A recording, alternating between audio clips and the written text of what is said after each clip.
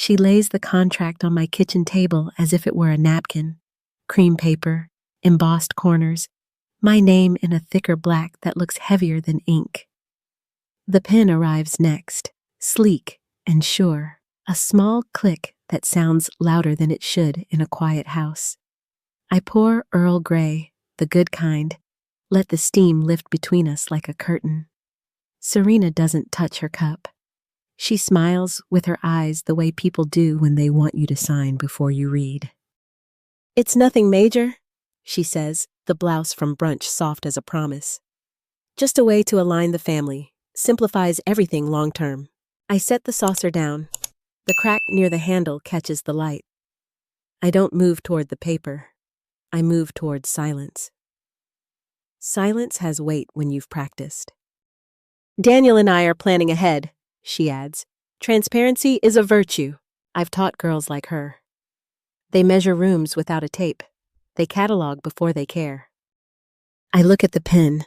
I can feel the little brass key against my collarbone, warm from the afternoon. James's key. It opens nothing now but memory. "I'll look later," I say, smooth as the table I sanded myself last spring. I slide the papers back an inch with 2 fingers. Polite is a language. Today, it's my shield. Her smile narrows, then resets. She talks curtains, renovations, futures built from other people's pasts. I add sugar to my tea and listen to the spoon touch china, a bright note, steady as my breath. 15 minutes, and she leaves the contract behind like a favor. I lock the door, lean against it, and feel the house exhale. If someone placed a pen beside your name and called it love, would you sign? Today. The contract stayed on my table long after Serena's perfume faded from the room.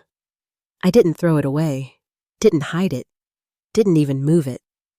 I let it sit there like an intruder who had overstayed a welcome. Papers have weight when you've lived long enough to know they can tilt an entire life. I washed the china cups, placed them carefully back on the shelf, and breathed through the stillness of the house. Silence stretched around me, and in that silence I remembered the first time Serena crossed my threshold. She had come early, tulips in hand, yellow tied with twine. Not roses, not lilies. Something casual enough to appear effortless, yet chosen with precision. 10 minutes before the hour, she rang the bell, smiled small, and stepped in like she was already calculating the square footage. She complimented the embroidery on my curtains, her fingers grazing the lace as if admiring craft, but her eyes traveled the room the way a surveyor measures angles. Bookshelf, mantel, the hallway toward James's old study. She saw them all. We sat in the sunroom. I brewed Earl Grey. She accepted with careful gratitude. I had been raised better than to greet suspicion with coldness. She sipped slowly, eyes flicking like shutters on a camera. Then came her question, slipped in casually.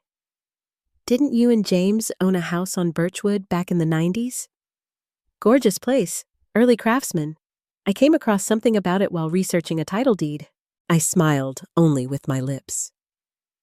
Birchwood. James had placed that property under a shell trust decades ago.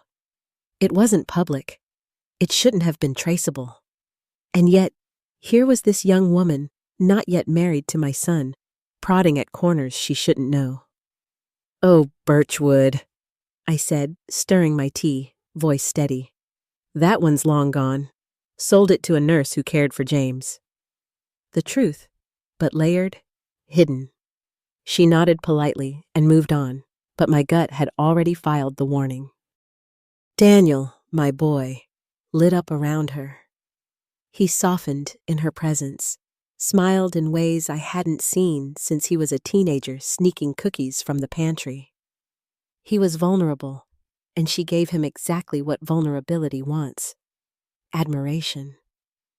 I had prayed for him to find someone, prayed through nights of loneliness after James passed, but prayers can be answered with tests as much as gifts.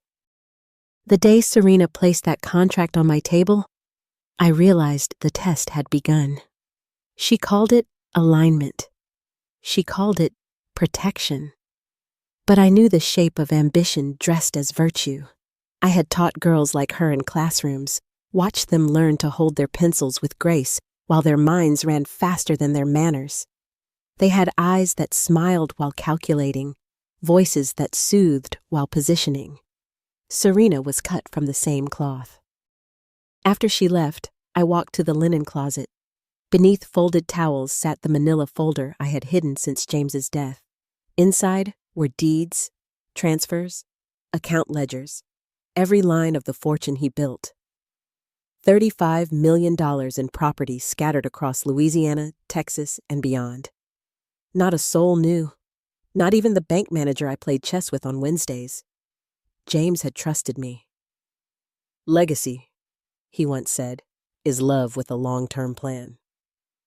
My silence was that plan. When he first began buying, it wasn't grand. A duplex in Baton Rouge, a weathered Victorian in Lafayette, an empty lot in Shreveport no one wanted until he saw a possibility. He had vision, and he shared it with me. Every contract, every clause, he taught me to read with both eyes open. "Don't fear the fine print," he'd say, sketching blueprints upside down on the back of napkins. "Fear the smile that tells you not to bother reading." That memory followed me as I studied Serena's untouched teacup, the faint trace of her lipstick on porcelain. She was smiling when she told me not to bother. The world after James's death had shown me other smiles too. His brother Harold arriving with pie and probate papers, his hand warm on mine, words sweet, while his eyes darted toward the cabinet where James kept files. "James always said family should share," he'd whispered. He wanted what wasn't his. That day I called Ellis, our lawyer, and by dusk every asset was sealed. Harold left with pie uneaten, plans buried. Serena thought she was the first to test my silence. She wasn't. That night, I sat in James's old study, the golden key heavy in my hand. It no longer opened any office, but it unlocked memory. He had pressed it into my palm once, saying, "One day, this won't just be a key. It'll be a compass. Use it when you need to know which way to turn." I turned it over and over, listening to the rain tick against the windows, and realized I had already turned. The path forward wasn't loud, wasn't angry. It was quiet, strategic, unyielding. The following Sunday at church, I baked my usual lemon loaf. Serena approached me after the service, voice warm, hand light on my arm. "You're such a blessing to Daniel," she said. Compliments fall softer in public, but her eyes flicked to the pew where Daniel sat, smiling at her like she hung the stars. I nodded, handed her a slice wrapped in wax paper, and said nothing. Silence can be a sermon. Days stretched.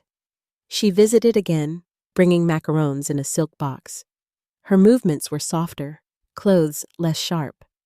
She dressed down sincerity like a costume. "I don't want to meddle," she whispered, sliding a single folded sheet instead of a folder. "Just clarity for Daniel. No confusion later."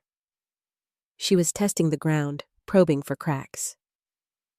I reached into the side drawer, lifted the decoy file Ellis had crafted, a modest portfolio worth less than $500,000.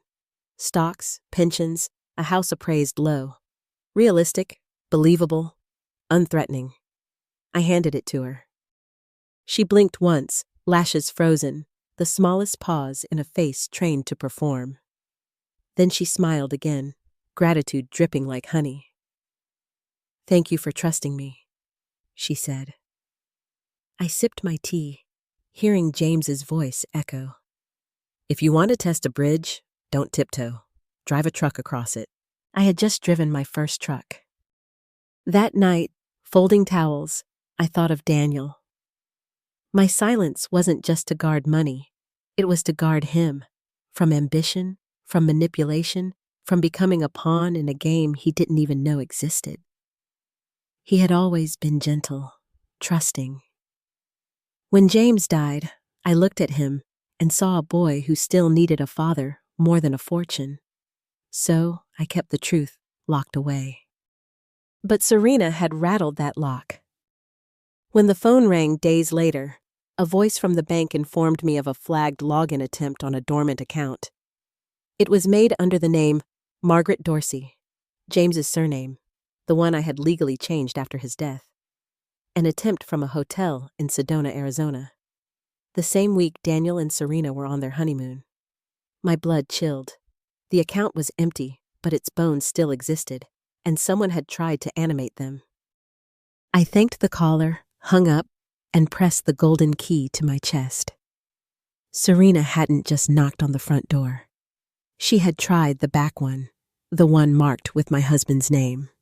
That told me everything. The rain fell steady outside, but inside my resolve hardened. I called Ellis again. He didn't ask why. He knew. We moved files, sealed vaults, set traps. Not for revenge, but for proof.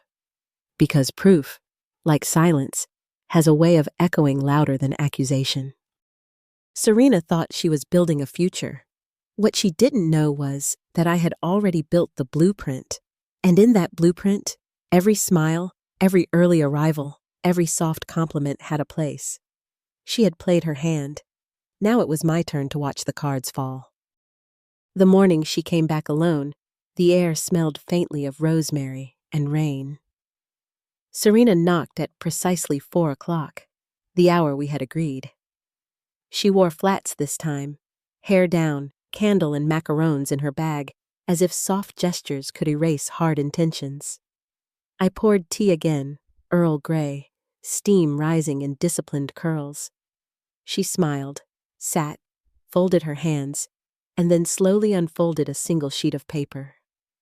No folder, no contract title, just a neat set of clauses written to look less intimidating.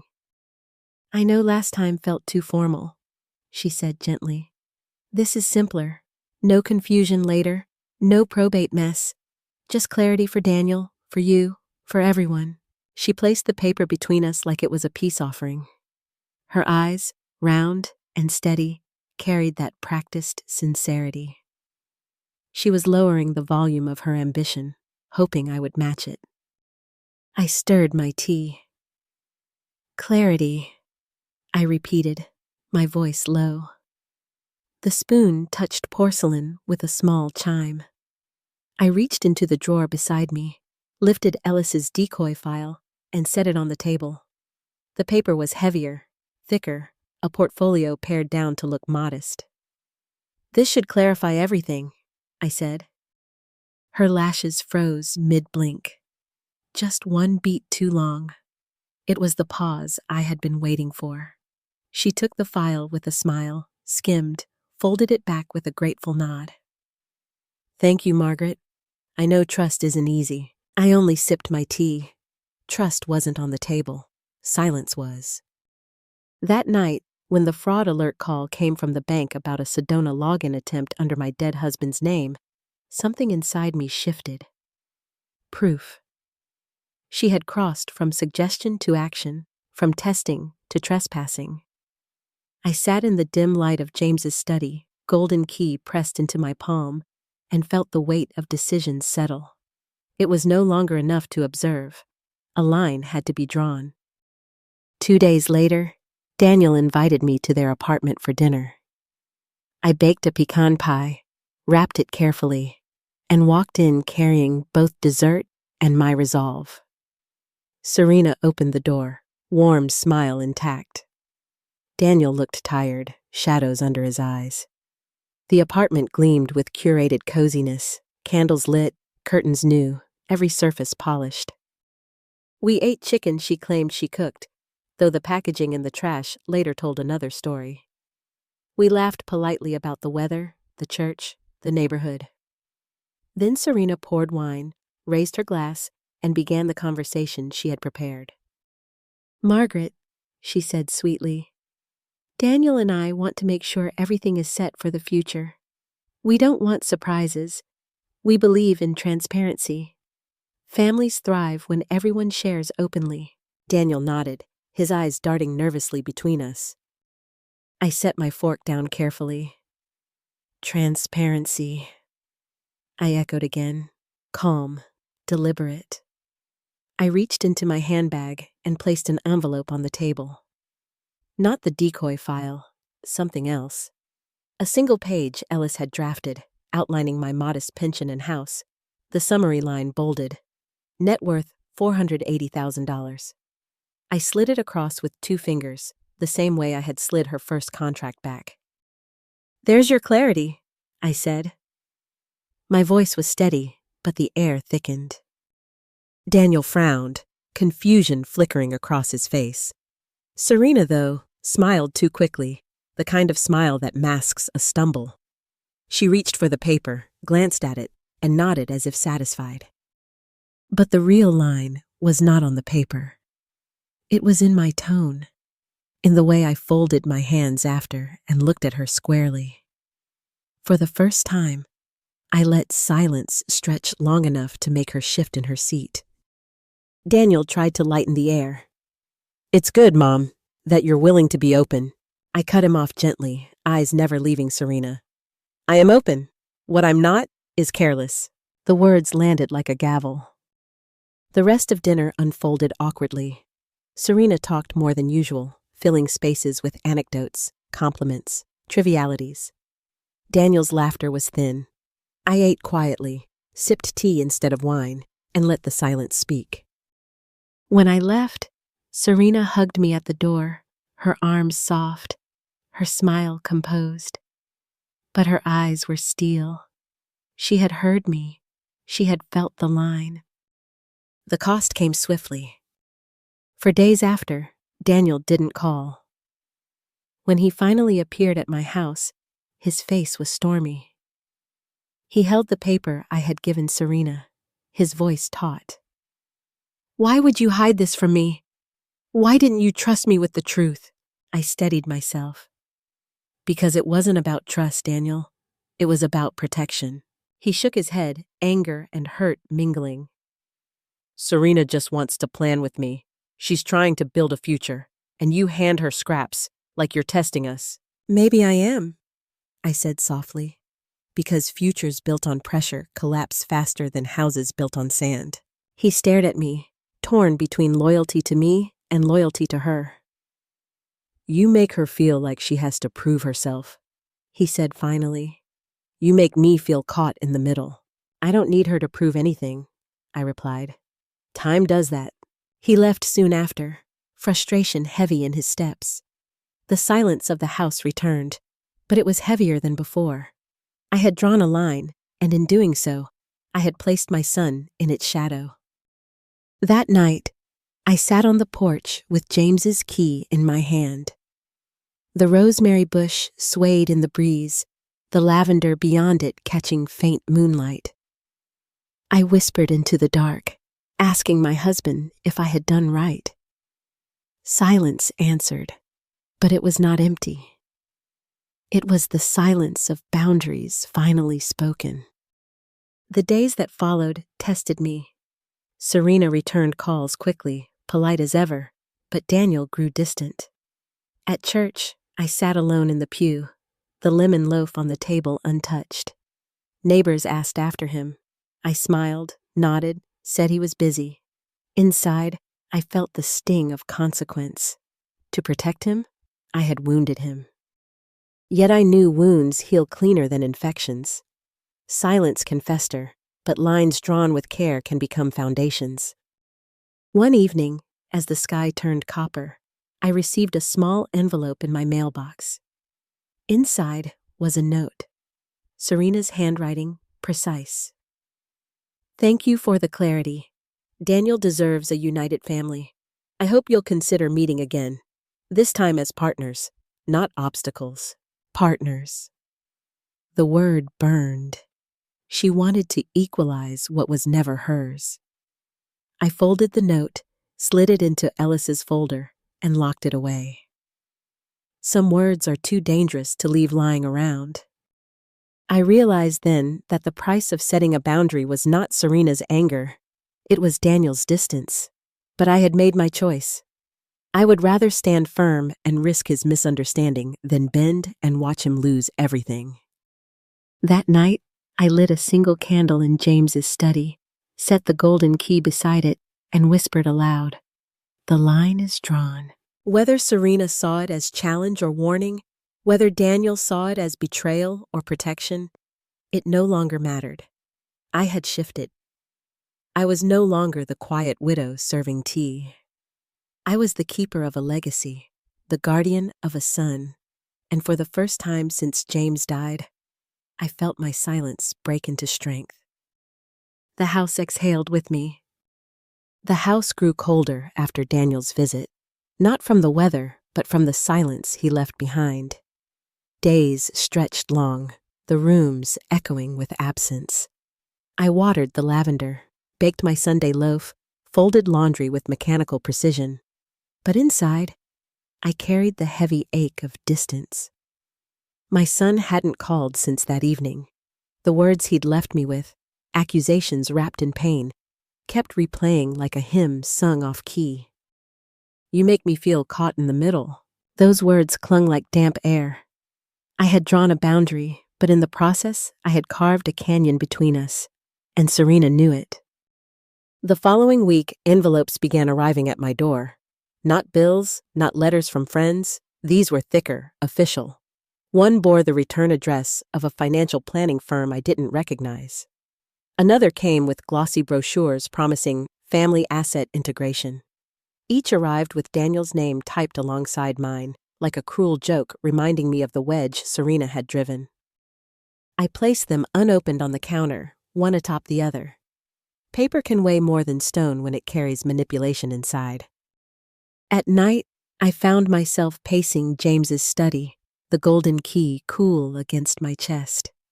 His leather chair sat in its usual place, the bookshelf leaning slightly right, his journals still lined up in stubborn neatness.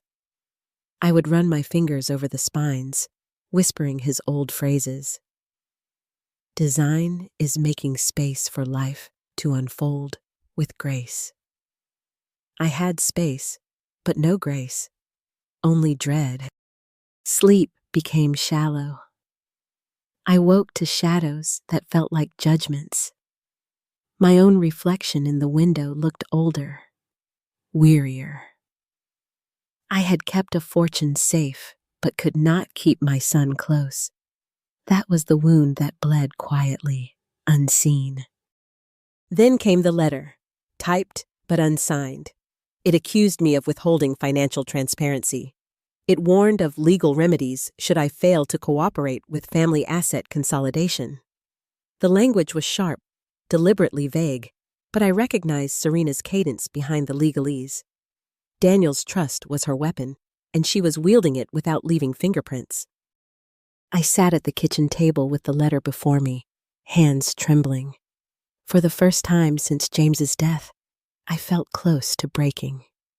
My silence, once my shield, now felt like a prison. If Daniel truly believed her, if he truly turned against me, what would I have left? Lavender and memories. Silence and a fortune too heavy to hold alone. I pressed the key to my lips and whispered, "James, I don't know if I can carry this anymore." It was Ellis who arrived the next morning, unannounced as always, through the side door. He set a paper bag on the counter, croissants, still warm, and a folder heavier than any breakfast. He studied my face before he spoke. "You've been getting letters," he said. Not a question. I nodded, too weary for pretense. "She's drawing maps I never agreed to walk." Ellis opened the folder. Inside were printouts, surveillance traces, metadata from the Sedona attempt. "She's not careful," he said. "Ambition never is. She thinks distance isolates you. She doesn't realize silence is your ground, not hers." My voice cracked. "Daniel believes her, or he wants to. I'm losing him." Ellis leaned back, eyes softer than his words. "You haven't lost him," He's under her spell, yes, but truth has a way of surfacing. You gave me that decoy file for a reason. She's already swallowed it. That's your leverage, and when the time comes, you'll need to let Daniel see her reflection in it. Tears burned my eyes. But what if by then it's too late? He reached across the table, steady hand on mine. Then you'll have given him the chance to choose. That's all a parent can do. You can't decide for him, Margaret. You can only draw the line and stand by it. His words steadied me, not with promises of victory, but with the reminder that strength isn't always measured in what you win. It's measured in what you refuse to surrender. That night, I reread James's old letters, tucked in a wooden box beneath the study desk. One line leapt from the page. If silence is the wall, love must be the door. Build both, and you'll know when to open each. I closed the box gently. My silence had become the wall. Now it was time to shape the door. I began to prepare, not with anger, not with confrontation, but with quiet resolve. I organized the decoy file more carefully, ensuring Ellis's digital markers were intact. I placed it where Serena would find it if she pressed further, each breadcrumb designed to expose her reach. For the first time in weeks, I slept through the night. The storm outside passed, leaving the garden washed clean. I stood by the rosemary bush at dawn, the golden key warm against my skin. I whispered into the morning, "I'm not finished. Not yet." I could almost hear James answer, not in words, but in the hush of leaves, in the rhythm of memory. Strength is quiet until it must be heard. And for the first time since Serena's contract touched my table, I believed it. The rain had drained from the gutters, but the air still clung to the house like a damp shawl. Morning light fell across the table where the unsigned letters waited, thick envelopes about cooperation, remedies, and family integration. I turned one over, felt the seal with my thumb, and set it down. Paper looks harmless until you read the verbs. Control. That was the verb Serena favored. She never said it, but it pulsed beneath every sentence, hiding in clarity, strutting under planning, smiling from future. I called Ellis. "It's time," I said. "Then we stopped letting her write," he answered. 2 days later, he came through the side door with coffee and a leather folder. He laid a USB drive on the table beside the threats. The decoy file walked where we hoped. She opened it on an iPad registered to Daniel. Metadata is clear. Sedona, 2:43 in the morning. The golden key warmed against my collarbone. "He has to see it." "He does," Ellis said. "Not as an accusation, as a mirror." The invitation came on its own. Dinner at Daniel and Serena's apartment. I baked bread because my hands needed work, slid the USB into my bag, and told my voice to be steady. Their place glowed. Scented candles, new curtains, a couch too white. Serena moved with ironed softness.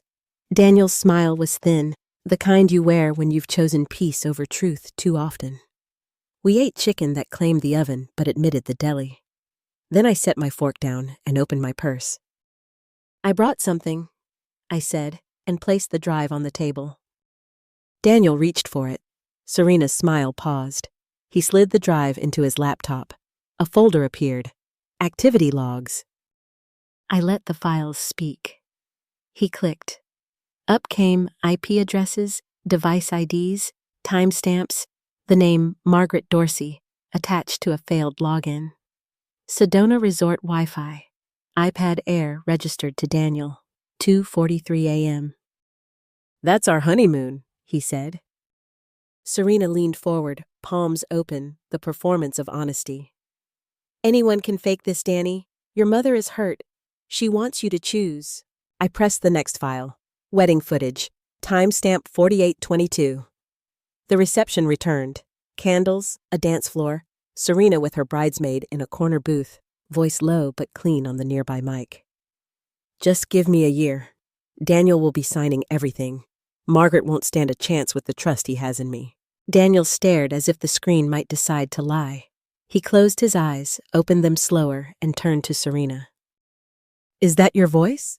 She tried a laugh that died quickly. "I was tired. People say things. It was a joke." "A joke about my mother," he said, "and my father's work." He looked at me. "How long have you known?" "Since the pen clicked on my table," I said.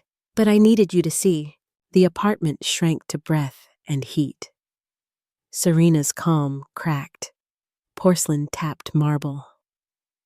"Daniel," she said, a plea and a scold. "She has hated me since day one. Don't punish our marriage because she can't let go." Daniel stood. The chair scraped tile. "Our marriage is 4 weeks old and already built on lies." He walked to the balcony and pulled the door open. Night air rushed in. I watched them through the glass, Serena gripping his sleeve, Daniel shaking free. I stayed at the table with my teacup and my heartbeat. When he came back, the air followed him, cooler. He sat, elbows on knees, then looked at Serena and found a tone I had not heard since James died. "No more contracts, no more clarity, no more pressure on my mother." Her answer was quick, bright, cutting. "So you choose her over me." "I choose the truth," he said. She packed the next morning. Drawers opened and shut with the precision of an apology she would never give. The suitcase wheels bumped the threshold. She paused at the door like the house should argue with her, then left a silence that felt like early snowfall, clean and cold. Daniel slept at my house the first night after she left. He took his old room, taller than the bed remembered. At dawn, he brewed coffee and carried it outside. When he finally spoke, it was in the garden, where the rosemary held last night's rain and the lavender leaned toward the sun. "I kept thinking if I just tried harder," he said, staring at the fence, "she'd stop pushing, but I was the pressure." "You were the target," I said. We installed a different word that day. Boundary. He called Ellis to end every document Serena had started. He closed shared accounts that had never needed to exist. He sent an email she would read 3 times and still pretend not to understand. "I wish you well. I withdraw my consent to any financial coordination, present or future." She replied with paragraphs that tried to soften cement. Her final line was a ghost. "Transparency is a virtue." Daniel did not answer. The decoy file had done more than catch a thief. It had taught my son to check a lock. We went through his laptop, setting passwords that were sentences only his younger self would remember. We canceled automatic logins and wrote new rules on a notepad we later tore into pieces. He shook his head, half smile, half ache. "It's embarrassing," he said. "Humility isn't embarrassment," I told him. "It's proof you learned." By week's end, he moved to a friend's couch. He said it smelled like paint and honesty. I pretended not to cry until he left. Then I washed the cups and whispered thanks to a man who wasn't there and was everywhere. Ellis handled the legal ash. He filed what had to be filed and advised what could be left to silence. "She won't sue," he said. "She can't afford discovery." There was one last thing to do. I printed a still from the wedding video. The second Serena's mouth formed the word, year. I slid it into a plain envelope with a note in the tidy hand I reserve for blessings and condolences. If ever you doubt the floor beneath your feet, check the joists. Love holds, leverage slips. I did not mail it. I tucked it into the drawer where I keep recipes. On a cool Thursday, Daniel returned with a box of books. He set the box down and exhaled. "I ended the lease," he said. "I want a smaller place, a place that teaches me to hear myself think." We walked the neighborhood that afternoon, past porches that leaned and roofs that waved. He talked about work with his hands, about charging fair rates and keeping receipts. He touched the brim of his cap like his father once did and said, to the air, "I want to fix things other people gave up on." "You know where the toolboxes are," I said. He smiled, and it reached his eyes. The story could stop here and claim triumph, but that would be a softer lie. Night still came when I woke certain I had lost him, and mornings arrived when his silence stretched longer than comfort. People heal in spirals, not straight lines. But the line I drew remained, not a wall now, more like a handrail. One evening, the phone lit with an unknown number. I almost didn't answer. A woman's voice, cool, careful, asked for Mrs. Dorsey. "No," I said, and the syllable felt like the last door James hung in our first house. When I set the phone down, I laughed once at the thought that anyone still believed they could enter here by the wrong name. I opened the window. The house breathed. The rosemary shook itself and settled. The golden key lay warm against my skin, no longer a memory I clutched, but a weight that reminded me to stand upright. Serena had tried to write our future in a font that looked like love. We changed the typeface back to truth, letter by letter, proof by proof. And if anyone asks how the tide turned, I will tell them what James taught me. In a good house, posts carry the roof, but it is the quiet joinery that keeps the storm out. I was the joinery, and my silence, at last, had learned how to speak. The house relearned quiet slowly, not the brittle hush after a slammed door, but a steady calm that knows where things belong. Days shrank to a rhythm I could carry. Water the lavender at dawn, bake on Sundays, crack the kitchen window so rosemary can lean its scent into the room. Daniel called most mornings, brief check-ins like hammer taps. He rented a modest bungalow on the east side, a crooked porch, creaking steps. It suited him, nothing glossy, everything true. He worked with his hands now. He measured twice. He kept receipts. Some evenings he arrived with sunburned shoulders, a dented thermos, and eyes that finally knew how to read contracts and faces. We did not talk about the video or rehearse the wreckage. We let truth settle like clay and water, heavy at first, then clear. Ellis closed the last files. No lawsuit came. No new letters threatened remedies. One afternoon, I faced the study window and found my reflection without the crease I had carried for months. The golden key rested against my collarbone, more keepsake than burden. Serena's name faded like perfume from a sweater. Weeks later, a paper bag waited on my porch with a glass jar inside. Sunlight caught in amber. The note was plain. I know I don't deserve him. I don't deserve your kindness. I remember you stirred the marmalade counterclockwise. I never asked why. I just copied you. You saw through me. I'm sorry. I let the words breathe. No accusations, no defense, just recognition. I didn't call Daniel. Some bridges are best visited in silence. I slid the note into the spine of the old recipe book and set the jar on the pantry's top shelf where the late light can find it. Spring worked on us. The porch at Daniel's place straightened under new joists. He painted shutters a modest blue and lettered a sign by hand, Leland Restorations. Neighbors learned he showed up when he said he would and charged what the work was worth. One evening, he came by with James's tape measure clipped to his belt. I thought you hated that thing, I said. It sticks, he grinned, but it always finds center. That night, I opened the box labeled Final Instructions. James's square handwriting ended with a line I had forgotten. You'll know when it's time, and if you don't, that's all right. Some legacies root in the heart before they need a signature. I closed the lid and felt something unclench.